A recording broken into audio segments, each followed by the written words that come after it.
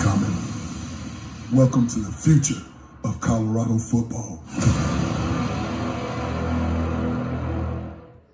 Yo, what poppin' people? Your boy Snacks is back in the building with another banger, and you know how we get down. Before we get started, make sure you go ahead and hit the like button, hit the subscribe button, and don't forget to leave your post notification bell on so you'll know when these videos go live. And y'all gotta excuse your boy, because I was a little bit sick this weekend, so I ain't dropped no videos for real. I dropped one that I had left over from Friday, but I'm back now, baby. I think I'm back. I feel a lot better. You know, and I watched this video over the weekend. Coach Prime was on $1 million worth of game, and they asked him, where you think Shedeur and Travis gonna go in the draft next year? And Coach Prime said 1 through 4, both of them, not one but both. But the boys on Get Up, Greeny and RG3, did a section on it this morning, so we gonna check both of those out, and y'all listen to what they gotta say.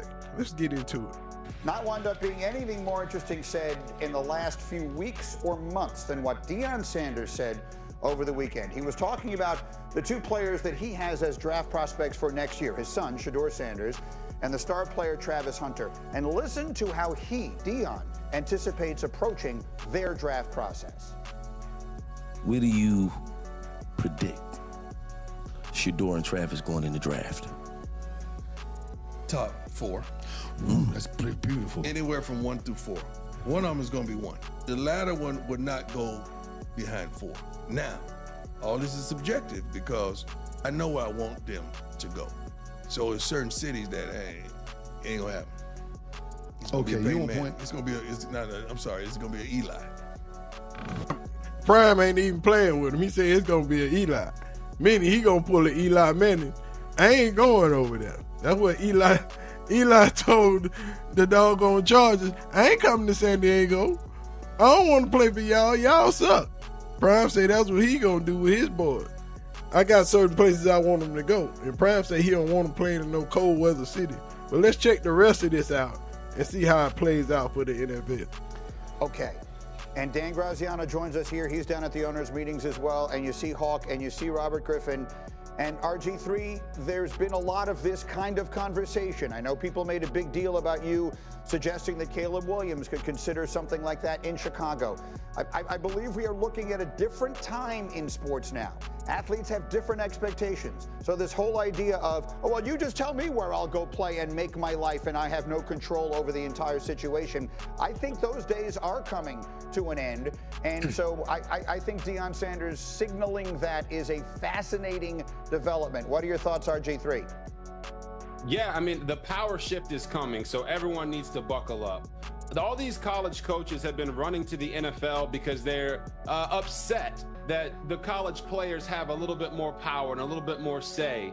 Well, guess what? Those same kids that they're running away from are the ones that are going to be coming up the ranks and coming into the NFL in the next few years. So Deion saying that either Shedeur or Travis Hunter are going to pull an Eli doesn't surprise me at all. Look at what's happened this year. Caleb Williams goes to the combine, doesn't do anything except for meetings, doesn't even let the medical teams go out there and look at him because he says they don't need to.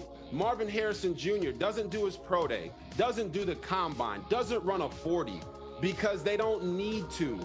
In today's age with the athletes and their mindset, they are empowered. They know that they can control their own narratives. They know that they can be a part of the media while they're still playing.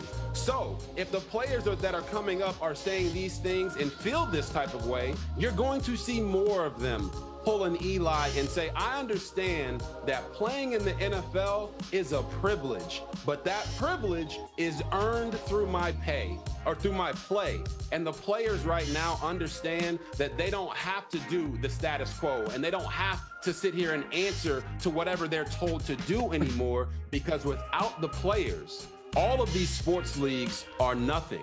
This is the player empowerment age, and you're seeing it come into the NFL. That's exactly right. I mean, there's some of that, and look, not all the players will have the authority or the ability or the power to do it. But those who do might say, oh, you mean I don't have to sit in a room and allow all these people I don't know to ask me insultingly personal questions about my family and all sorts of other things just because there's no other choice here? I think the day and age of that should have ended a long time ago, and it's ending now. Hawk, what do you think?